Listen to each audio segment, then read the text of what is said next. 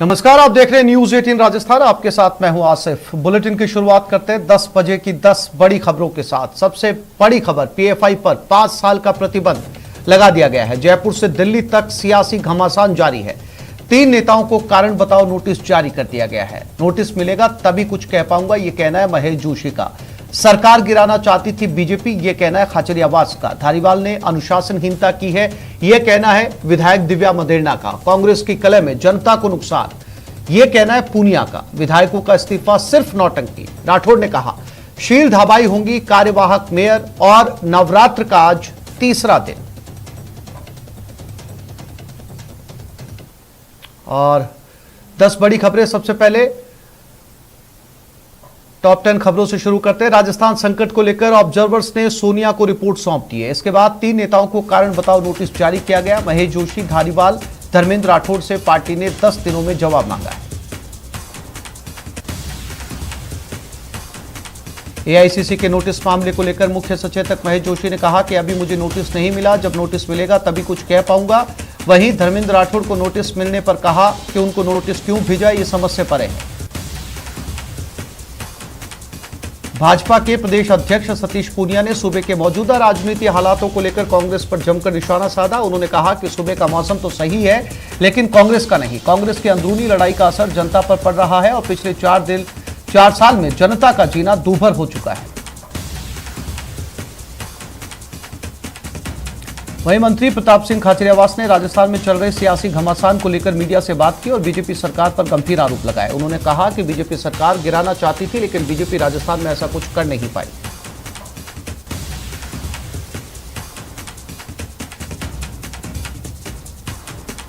राजस्थान में जारी सियासी घमासान में लगातार नए ट्विस्ट आ रहे हैं। दिव्या मदेरणा ने कहा कि आला कमान के फैसले के साथ हैं। मदेरणा ने शांति धारीवाल को अनुशासनहीन बताया। उन्होंने कहा कि महेश जोशी और धारीवाल ने जिस तरह से बातें कही वो आला कमान को धमका रहे हैं। धारीवाल का रवैया गलत है। वहीं सियासी घटनाक्रम पर चिकित्सा मंत्री प्रसादी लाल मीणा ने सचिन पायलट पर बड़ा हमला बोला। उन्होंने कहा कि जिन्होंने सरकार गिराने का काम किया उन्हें तोहफा नहीं दिया जाना चाहिए।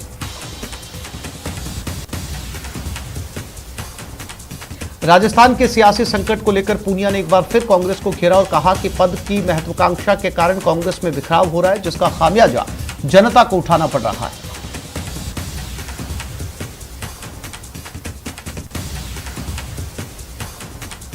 वहीं उपनेता प्रतिपक्ष ने एक बार फिर कांग्रेस पर तीखा हमला बोला। राठौड़ ने कहा कि कांग्रेस के मंत्रियों और विधायकों ने इस्तीफे की नौटंकी की है और अगर सही मायने में त्यागवीरों को त्याग करना है तो फिर मंत्रियों को तत्काल प्रभाव से अपनी सभी सरकारी सुविधाएं वापस कर देनी चाहिए।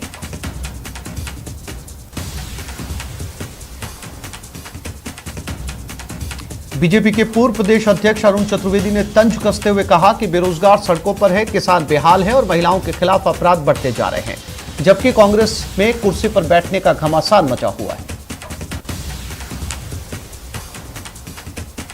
राज्यसभा सांसद घनश्याम तिवाड़ी ने भी कांग्रेस पर हमला बोला। विधायकों के इस्तीफे को लेकर तिवाड़ी ने कहा, इस्तीफे स्वीकार नहीं किए जाते तो ये गैर कानूनी होगा।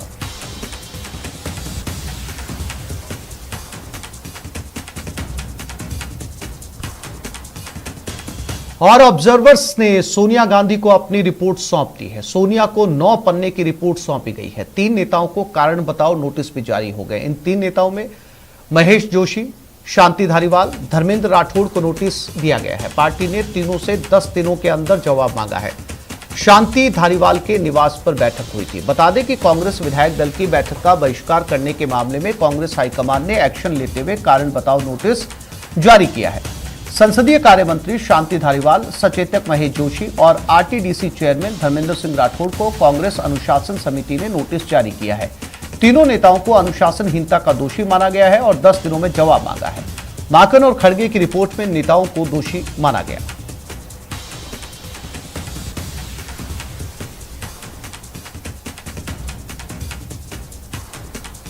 जयपुर से दिल्ली तक सियासी घमासान जारी है। फिलहाल सचिन पायलट दिल्ली में है। पायलट ने राजनीतिक हालात पर चुप्पी साध रखी है। सीएम गहलोत भी आज दिल्ली जा सकते हैं।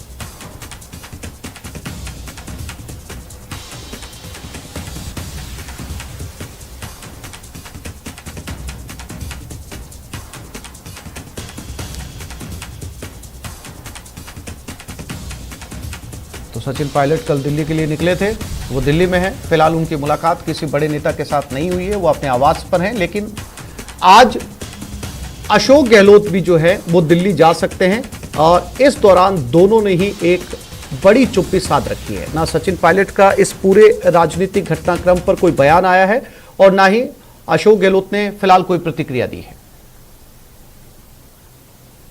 3 दिन पहले हुए प्रदेश में सियासी घटनाक्रम के बाद मुख्यमंत्री अशोक गहलोत के कांग्रेस राष्ट्रीय अध्यक्ष का चुनाव लड़ने की संभावना पर पूरी तरीके से ब्रेक लग गया था। प्रदेश प्रभारी अजय माकन ने सोनिया गांधी को रिपोर्ट पेश कर दी थी।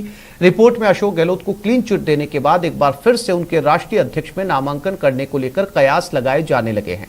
इसे लेकर सीएम सलाहकार और निर्दलीय विधायक संयम लोढ़ा का कहना है कि सीएम अशोक गहलोत को राष्ट्रीय अध्यक्ष का चुनाव लड़ना चाहिए। उन्होंने कहा कि मैंने सीएम से मुलाकात करके उन्हें राष्ट्रीय अध्यक्ष का चुनाव लड़ने के लिए निवेदन किया है। मेरे हिसाब से उन्हें चुनाव के लिए नामांकन फाइल करना चाहिए। प्रदेश में चल रहे सियासी घटनाक्रम के बीच हमारे साथ निर्दलीय विधायक और सीएम के सलाहकार संयम लोढ़ा हैं। उनसे बात कर लेते हैं। अभी भी ये धारीवाल के आवास से निकले। भाई साहब, अभी भी बातचीत चल रही है, क्या कुछ चल रहा है, क्या कुछ पक रहा है? कुछ नहीं पक रहा है, सब ठीक है और सब ठीक होगा, सत्य की जीत होगी।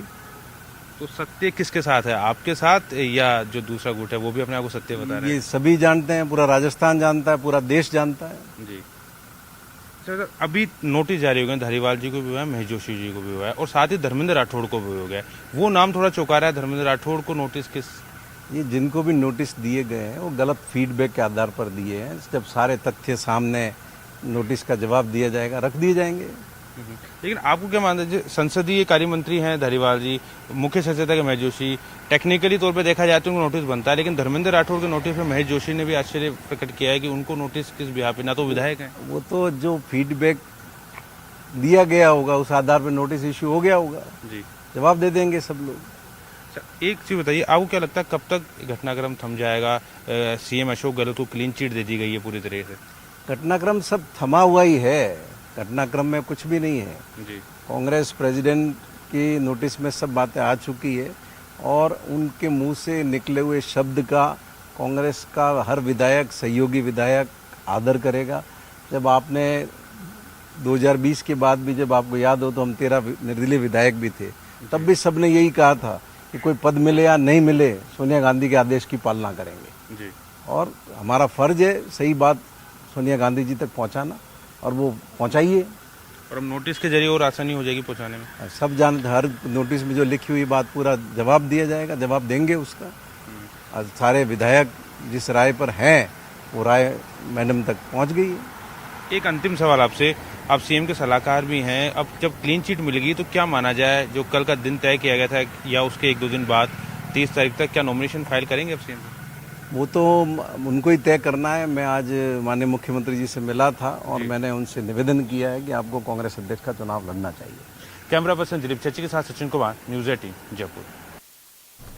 एआईसीसी के नोटिस मामले को लेकर मुख्य सचेतक महेश जोशी ने कहा, अभी उनको नोटिस नहीं मिला है, जब नोटिस मिलेगा तभी इस बारे में कोई प्रतिक्रिया दे पाऊंगा।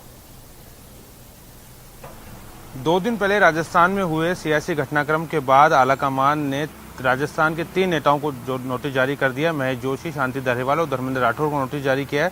हमारे साथ मुख्य सचेतक महेश जोशी जी हैं, उनसे बात कर लेते हैं कि क्या उनका इस मामले में कहना है। सर, आप कह रहे थे कि नोटिस आएगा तो आप खुद जवाब देना चाहते हैं, अब नोटिस जारी हो गए। मैंने भी सुना है कि नोटिस जारी हो गया जी। मेरे हाथ में अभी तक नहीं आया है। नोटिस मिलेगा, उसका जवाब देंगे, पूरे सम्मान के साथ देंगे, संतुष्टिपूर्ण देंगे, अपनी स्थिति को, राजस्थान की कांग्रेस की स्थिति को स्पष्ट करेंगे। सोनिया गांधी के, राहुल गांधी के सिपाही हैं हम। सच और न्याय के लिए पहले भी लड़े थे और आगे भी लड़ते रहे। नोटिस की भाषा कुछ इस तरह की है कि जो मीटिंग थी उसके लिए भी आपने सबको सूचित किया और फिर जब धारीवाल जी के यहाँ पे मीटिंग हुई उसके लिए भी आपने सूचित किया। मैंने कहा ना, पहले एक बार नोटिस देख लें जी, उसके बाद पूरा जवाब हाईकमान की सेवा में भेजेंगे और आप लोगों से पूरी बात करेंगे। सर, इस मामले में शांति धारीवाल जी को भी नोटिस मिला है और साथ में धर्मेंद्र राठौड़ जी। अब धर्मेंद्र राठौड़ जी को क्यों नोटिस मिला है तो वही बताएंगे या भेजने वाले बताएंगे। लेकिन मैं इतना कह सकता हूँ कि सच और न्याय की लड़ाई हमारी के लिए पहले भी लड़े थे हम और आगे भी लड़ेंगे। एक सवाल आप सुबह भी आपने प्रेस कॉन्फ्रेंस की बात की मीडिया से भी, आप कह रहे हैं कि आपने कोई बगावत नहीं की, कोई अनुशासनहीनता नहीं की, लेकिन जो नोटिस है उसमें माना गया है कि आप पे इनडिसिप्लिनरी एक्शन लिया जाएगा, 10 दिन में जवाब भी मांगे। देखिए, नोटिस की भाषा तो ऐसी होती है जी जो भी नोटिस उन्होंने बनाया होगा उसकी भाषा तो ऐसी होती है। जी, मेरे जवाब के बाद क्या भाषा होती है वो देखने की बात है। शुक्रिया हमसे बात करने के लिए। आप थे मुख्य सचेतक महेश जोशी, जो कह रहे थे कि अभी तक उन्हें नोटिस नहीं मिला, जब नोटिस मिलेगा तो उसका जवाब जरूर देंगे, मीडिया से भी साझा करेंगे उनका क्या किस तरह का जवाब है, और कांग्रेस आलाकमान को भी वो अपना जवाब भेजेंगे। कैमरा पर्सन दिलीप चची के साथ सचिन कुमार, न्यूज़ 18 जयपुर।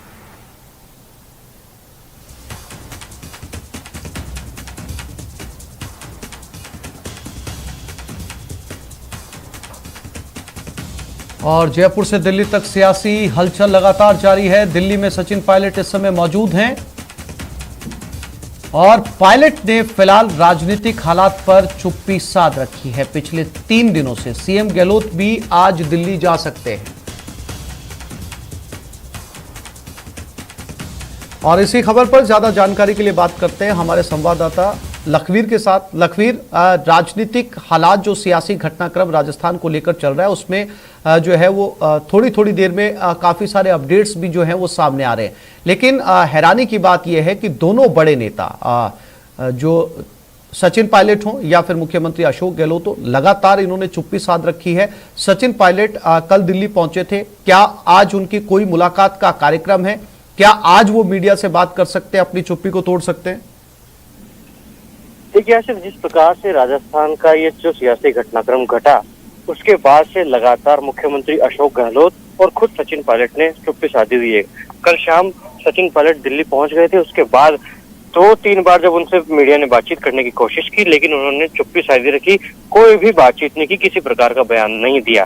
तो वहीं मुख्यमंत्री अशोक गहलोत भी आज दिल्ली आ सकते हैं, ऐसी संभावना जताई जा रही है कि दोपहर बाद वे दिल्ली आएंगे और राजस्थान के सियासी घटनाक्रम को लेकर वरिष्ठ नेताओं से उनकी मुलाकात हो सकती है। इसके साथ ही कांग्रेस अध्यक्ष का जो चुनाव है उसको लेकर भी तमाम वरिष्ठ नेताओं को दिल्ली बुलाया गया है। ऐसे में स्वाभाविक है कि उस पर भी सहमति बन सकती है। तो वहीं सचिन पायलट की जहां तक बात है, सचिन पायलट के लिए कल भी संभावनाएं जताई जा रही थी कि सचिन पायलट दिल्ली में वरिष्ठ नेताओं से मुलाकात करेंगे, आलाकमान से मुलाकात करेंगे। हालांकि देर शाम वे अपने आवास से निकले जरूर थे, लेकिन इस बात की पुष्टि फिलहाल नहीं हो पाई है कि क्या उन्होंने किसी से राजनीतिक मुलाकात की। हालांकि सोनिया गांधी से मिलने का कार्यक्रम जरूर बताया जा रहा था, लेकिन फिलहाल तक यही बातचीत सामने निकल कर आ रही है कि सोनिया गांधी से उनकी मुलाकात नहीं है। लेकिन अब ये बात मुख्य तौर पर देखी जा रही है कि क्योंकि अब मुख्यमंत्री अशोक गहलोत भी आज दिल्ली आ रहे हैं और सचिन पायलट दिल्ली में बने हुए हैं, तो हो सकता है कि किस प्रकार का सियासी घटनाक्रम राजस्थान में हुआ, जो ऑब्जर्वर जो जयपुर गए थे उन्होंने अपनी रिपोर्ट सौंपी। रिपोर्ट सौंपने के बाद अनुशासनात्मक कार्रवाई भी हुई है और कारण बताओ नोटिस 3 बड़े नेताओं को दिया गया है, जिसमें शांति धारीवाल, धर्मेंद्र राठौड़ और महेश जोशी का नाम है। ऐसे में इस सब के बीच में हो सकता है कि आज इन दोनों नेताओं से, सचिन पायलट और अशोक गहलोत से बातचीत करने की कोशिश हो और किसी तरीके से इस संकट को टालने के लिए कोई बीच का रास्ता निकाला जाए। क्योंकि सबसे महत्वपूर्ण बात है कि दोनों नेताओं की तरफ से किसी प्रकार का बयान सामने नहीं आया, दोनों नेताओं ने चुप्पी साधी हुई है। मतलब पार्टी की मजबूती के लिए, पार्टी के अनुशासन के मद्देनजर ये दोनों नेता अब अपनी चुप्पी तोड़ सकते हैं और अपना बयान दे सकते हैं, जो कि आलाकमान के इशारे पर ही संभव है। और यही कारण है कि अब आलाकमान खुद मध्यस्थता कर रहा है और लगातार इन नेताओं के संपर्क में है और संभावना है कि आज देर शाम तक मुलाकात भी हो सकती है और इस पूरे मामले का पटाक्षेप करने की पूरे प्रयास 10 जनपद या यूं कहें कि कांग्रेस आलाकमान के हैं। जी आसिफ। लखवीर, क्या ये मुमकिन है कि दोनों बड़े नेताओं ने चुप्पी साधी हुई है, कोई भी प्रतिक्रिया अभी तक उन्होंने नहीं दी है? सचिन पायलट पहले से दिल्ली में है, गहलोत की संभावना जताई जा रही है कि वो आज दिल्ली पहुंच सकते हैं, तो क्या इस बात की भी चर्चा है दिल्ली कांग्रेस के अंदर कि दोनों नेताओं को एक बार फिर से एक जाजम पर बिठाया जा सकता है ताकि दोनों जो है वो सम्मिलित तौर के ऊपर किसी तरह की प्रतिक्रिया दे? बिल्कुल आसिफ, निश्चित तौर पर ये कांग्रेस आलाकमान का प्रयास है कि दोनों नेताओं की पक्ष सुने जाएं, उनकी बात एक बार सामने रखी जाए।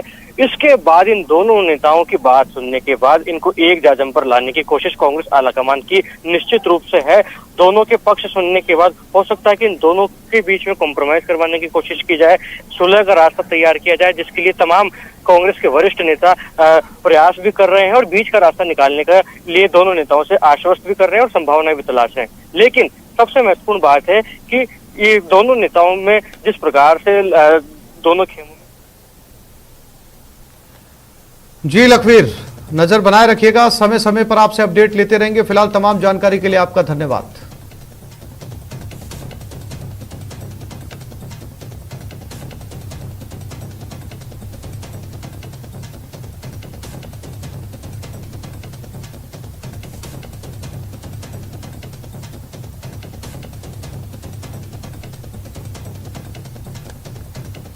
और उदयपुर पहुंचे भाजपा के प्रदेश अध्यक्ष सतीश पूनिया ने सूबे के मौजूदा राजनीतिक हालातों को लेकर कांग्रेस पर जमकर निशाना साधा है।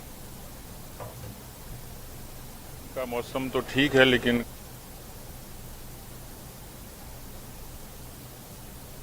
का घटनाक्रम हुआ है वो ये कहेंगे कि हमारे अंदर के घर का झगड़ा है, पर उस घर के झगड़े ने पिछले 4 साल से राजस्थान के लोगों का जीना दुभर कर दिया।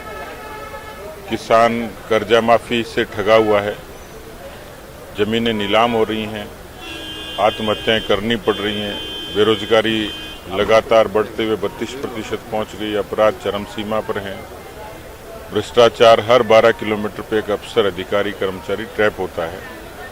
तो विरासत में इस तरीके की सरकार देके जो न अपनी पार्टी का भला कर पा रहे न प्रदेश का भला कर पा रहे, अब गलती एसपी करे और सिपाही सस्पेंड हो जाए, इस तरीके का सा एक्ट है ये। क्योंकि कांग्रेस के आलाकमान को भी पता है कि चिट्ठी पत्री लिखने से कुछ नहीं होगा, कि बीमारी कहाँ है। तो हमारी चिंता तो राजस्थान की जनता को लेके है कि जिस वजह से राजस्थान की आवाम को तकलीफ हुई है, उसकी कारण कांग्रेस पार्टी है। अब आपका सवाल अक्सर ये होता है कि बीजेपी क्या करेगी, तो बीजेपी तो मेजोरिटी में है नहीं। भी बड़ी विचित्र सी बात है कि ऑफिस भी एंटरटेन कर रहे हैं और इस्तीफा भी दे दिया, तो दोनों काम नहीं हो सकते, या तो स्त्री हो सकता है या पुरुष हो सकता है। लेकिन इस सरकार का कोई दीन ईमान नहीं है, या तो इस्तीफा दिया है तो वो पूरे तरीके से कहें कि भाई हम लोग ऑफिस एंटरटेन नहीं करेंगे, रात को तबादले हो रहे हैं, गनमैन उन्होंने रखे हुए हैं, दफ्तर उन्होंने रखा हुआ है। ऐसी परिस्थिति के भीतर सरकार का स्टेटस क्या है? ये तो एक तरीके की संवैधानिक मशीनरी के फेल्योर जैसा है, और अन्यथा वो स्वीकार करें कि ये पाखंड था। तो कहीं न कहीं जिस तरीके का राजस्थान की सरकार, जब मंत्रिमंडल इस्तीफा दे चुका तो सरकार कौन चला रहा है, और जब सरकार नहीं चल रही है तो लंपी जैसी महामारी में उनका सहारा कौन बनेगा? इन अपराधों पर, लगातार बढ़ते हुए अपराधों पर अंकुश कौन लगाएगा? कौन सरकार चला रहा है? इस बेरोजगारी का समाधान कौन करेगा?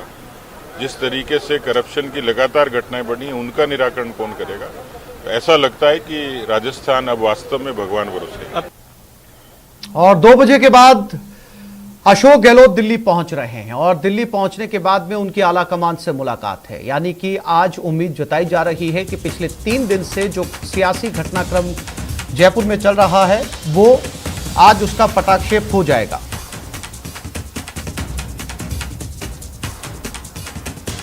अशोक गहलोत 2 बजे के बाद में दिल्ली पहुंच रहे हैं। आज उनकी मुलाकात, और इस मुलाकात के बाद उम्मीद लगाई जा रही है कि आज एक बयान सामने आएगा। अशोक गहलोत आज मीडिया से बातचीत करेंगे और इस पूरे 3 दिन के घटनाक्रम पर अपनी राय रखेंगे। सचिन पायलट भी दिल्ली में है, बहुत हद तक मुमकिन है कि दोनों नेताओं के साथ आलाकमान बैठे और बातचीत करें। फिलहाल इस वक्त की अपडेट यह है कि अशोक गहलोत दिल्ली जा रहे हैं।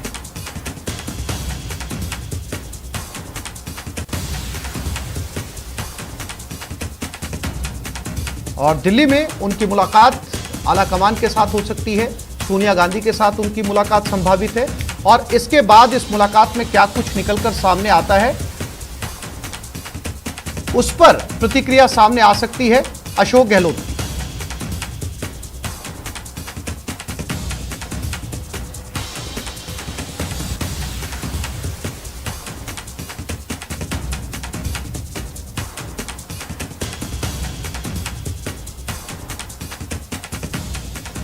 पीएफआई पर 5 साल का प्रतिबंध लगा दिया गया है। गृह मंत्रालय ने यह प्रतिबंध लगाया है। टेरर लिंक के सबूत मिलने पर यह एक्शन लिया गया है। लगातार छापेमारी के बाद एक्शन हुआ। पीएफआई के सहयोगी संगठनों पर भी बैन लगा है। केंद्र का एक और नोटिफिकेशन जारी हुआ। यूएपीए के तहत कार्रवाई भी की जा सकती है। राज्य भी पीएफआई पर कार्रवाई कर सकते हैं। अगर दूसरे उनकी बात करें पीएफआई के अलावा तो rehab India foundation, campus front of India, all India imam council, national confederation of human rights organisation, national women front, junior front, empower India foundation और रिहैब फाउंडेशन केरल जैसी सहयोगी संगठनों पर भी बैन लगा दिया गया है। यानी कि 10 से ज्यादा संगठनों के ऊपर गृह मंत्रालय ने बैन लगाया है।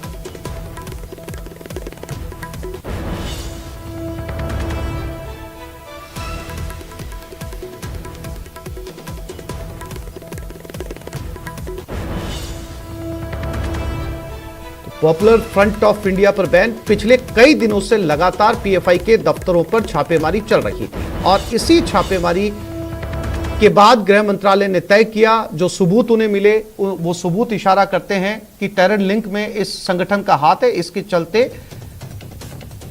5 साल का बैन लगाया गया है। न केवल पीएफआई पर जो है वो बैन लगाया गया, बल्कि 10 के करीब सहयोगी संगठन है उनके ऊपर भी बैन लगाया गया है। और शंकर आनंद दिल्ली से हमारे साथ जुड़ गए हैं। शंकर, पीएफआई पर 5 साल का बैन लगा है। ना केवल पीएफआई पर बल्कि सहयोगी संगठन थे उनके ऊपर भी ये बैन लगाया गया है।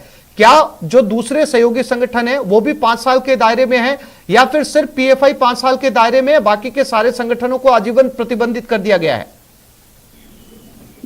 देखिए, केंद्र सरकार के द्वारा जिस तरह से एक बड़ी कार्रवाई को अंजाम देते हुए पीएफआई संस्था और उसके जो कई अन्य सहयोगी संस्था पर प्रतिबंध लगाया है, इसमें 5 साल का प्रतिबंध इन तमाम कंपनियों पर, इन तमाम संस्थाओं पर लागू होगा।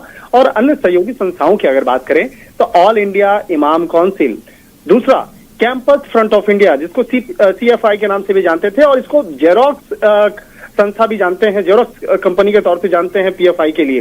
Rehab India foundation, national confederation of human rights, नाम है जरूर ह्यूमन राइट्स का, लेकिन ह्यूमन राइट्स से संबंधित बहुत ज्यादा एक्टिविटी नहीं, बल्कि ये पीएफआई से संबंधित जो गतिविधियां होती थी उसके लिए ज्यादा चर्चित होते थे। और नेक्स्ट की अगर बात करें नेशनल विमेन फ्रंट या जूनियर फ्रंट, अब देखिए आपको एक मैं और जानकारी देना चाहूंगा कि जिस तरह से दिल्ली और जो विंग आपको देखने को मिल रहा था, महिला विंग, जूनियर फ्रंट, तो ये तमाम जो संस्थाएं हैं, इन संस्थाओं का भी कनेक्शन पीएफआई के साथ निकलता हुआ दिखा था। और इन्हीं तमाम मामलों की गंभीरता को देखते हुए इस मामले की तफ्तीश की गई और उसके बाद ये प्रतिबंध लगाया गया।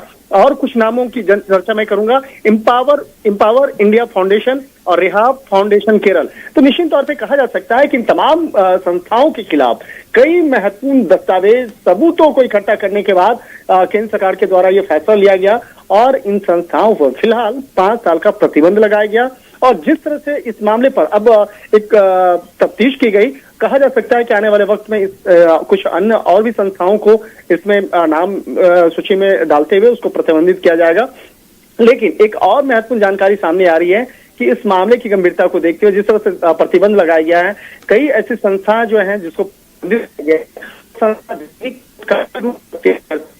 और कोर्ट जाने के बाद इस मामले पर वो अपील कर सकते हैं। तो कहा जा सकता है कि इन मामलों की सुनवाई भी जो है, अगर देखा जाए तो पीएफआई पर जो प्रतिबंध लगाया गया है, अब इस मामले पर दिल्ली हाई कोर्ट के द्वारा गठित क्रिमिनल कोर्ट में इस मामले की सुनवाई भी होगी और हाई कोर्ट के द्वारा गठित ट्रिब्यूनल ये तय करेगा कि सरकार के द्वारा जो बैन लगाया गया है, जो प्रतिबंध लगाया गया है, वो सही है या नहीं है। एक तरह से कहा जा सकता है कि ये मामला अब कोर्ट में भी जल्द ही जाने की एक संभावना जो जिस तरह से व्यक्त की जा रही थी। शंकर, वो कौन से ठोस एविडेंस थे, वो कौन से ठोस लिंक मिले हैं पिछले 3 दिन की छापेमारी के दौरान, जो लगातार पीएफआई के अलग अलग ठिकानों के ऊपर छापेमारी की जा रही है? बहुत सारी गिरफ्तारियां भी इस मामले में हुई है, जिसके आधार पर यह तय किया गया कि इसमें टेरर लिंक है और इन्हें बैन किया जाना चाहिए, क्योंकि गृह मंत्रालय को ठोस सबूत मिले होंगे, जाहिर सी बात है उसके बाद इतनी बड़ी कार्रवाई की गई होगी।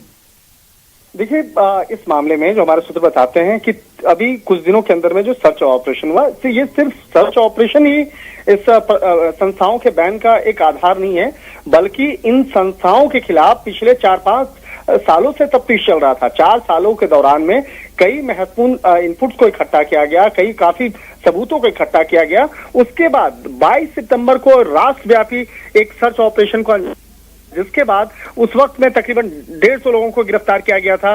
उसके बाद कल 8 राज्यों में सर्च ऑपरेशन को अंजाम दिया गया, तो उस दौरान भी तकरीबन 250 से ज्यादा लोगों को हिरासत में लिया गया। तो इतना बड़ा जो ऑपरेशन है वो रातों रात नहीं हुआ है, बल्कि कई साल लगे हैं। 3-4 सालों के दौरान में तमाम दस्तावेजों को इकट्ठा किया गया है, सबूतों को इकट्ठा किया गया है, और इस पूरे ऑपरेशन में केंद्रीय जांच एजेंसी ईडी और एनआईए की जो भूमिका है वो काफी महत्वपूर्ण है। और इसके साथ ही एक और बताएंगे जी शंकर, भूमिका है वो भी यहाँ पे। जी शंकर, तमाम जानकारी के लिए आपका धन्यवाद। बहुत अच्छा फैसला है और सभी भारत में इसका इंतज़ार कर रहे थे। बहुत सारी स्टेट्स ने इसको रिकमेंड किया था सेंट्रल गवर्नमेंट को बैन करने के लिए, और पीएफआई और इसके एसोसिएट्स जो एफिलिएट्स हैं उनको बैन करना बहुत ज़रूरी था। इनका देखिए मुखौटा है, नाम बड़े अच्छे अच्छे हैं, SDPI, social democratic front, campus front, rehab India, नाम इतने अच्छे अच्छे हैं और ग्राउंड पे एक्टिविटी इनकी देश को तोड़ने की है, भारत के प्रधानमंत्री को असैसिनेट करने की है। पूरे हिंदुस्तान में पीएफआई जैसी संस्थाएं, उनके जो सहयोगी संगठन हैं, हिंदुस्तान की तबाही के लिए लगातार प्रयास करते रहे, काम करते रहे। फॉरेन फंडिंग, हवाला, नशा और पत्थरबाजी, ये सारी जो चीज़ें थी, शाहीन बाग का जो हादसा हुआ, इसे सभी लोग उसमें इन्वॉल्व थे। देश की एकता और अखंडता के लिए इन चीज़ों को बर्दाश्त नहीं किया जा सकता। ये ऐसा भारत है जिस पर कि विदेशी ताकतें लगातार तबाही का काम करती रही हैं और ये उनका सहयोग करते रहे हैं। केंद्र में एक मजबूत सरकार है जिसकी नीति आतंक के प्रति ज़ीरो टॉलरेंस की है, इसलिए ये बड़ा सराहनीय कदम है। Police forces is aware and awake to the problem. The banning of PFI and other 7 associated organizations is a very, very welcome step, as they say in combat language. और अजमेर से खबर, पीएफआई पर प्रतिबंध लगाने का मामला all India Sufi Sajjada Nashin council ने स्वागत किया है। काउंसिल चेयरमैन सैयद नसीरुद्दीन चिश्ती ने बयान जारी किया, कहा हम पहले भी केंद्र सरकार से इसको लेकर मांग करते आए थे। ये सबक है उन लोगों को जो देश विरोधी गतिविधियों में लिप्त रहते हैं। यह फैसला देश हित और सुरक्षा के लिए जरूरी था। सरकार ऐसे और संगठनों पर भी नजर बनाए रखे। तो ये बयान आया है अजमेर दरगाह की तरफ से। जो सज्जादा नशीन है उन्होंने कहा है कि सरकार का ये कदम स्वागत योग्य है और वो पहले से ऐसे संगठनों के ऊपर बैन लगाने की मांग करते आए हैं। और साथ ही साथ अजमेर दरगाह ने ये बयान भी दिया है कि ऐसे संगठनों पर जो अभी काम कर रहे हैं सरकार लगातार नजर बनाए रखे।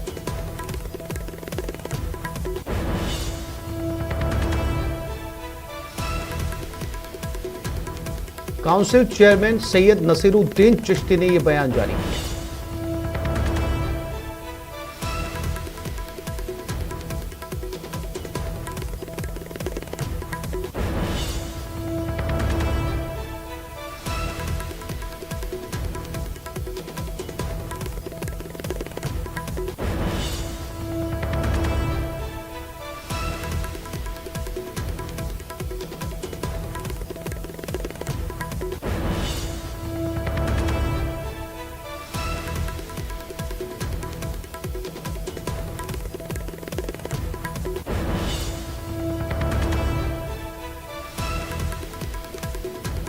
मुझे अभी अभी ये सूचना मिली है कि भारत सरकार ने पीएफआई और उसके सहयोगी संगठनों पर प्रतिबंध लगा दिया गया है।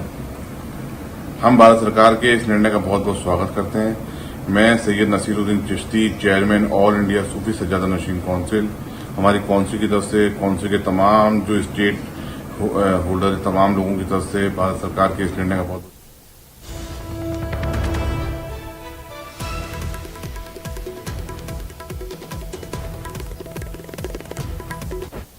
वक्त ने जो पीएफआई के ऊपर बैन लगाया है वो काबिल तारीफ है और वो उसके लिए बधाई के पात्र हैं। और ये बहुत पहले लग जाना चाहिए था।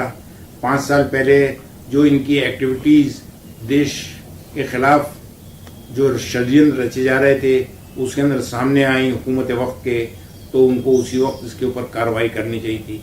लेकिन इन्होंने अपनी पूरी जांच पड़ताल के बाद इन्होंने जो कार्रवाई की है वो काबिल तारीफ है, ताकि किसी किस्म की कोई। एक छोटे से ब्रेक के लिए रुक रहे हैं, जल्द लौटेंगे।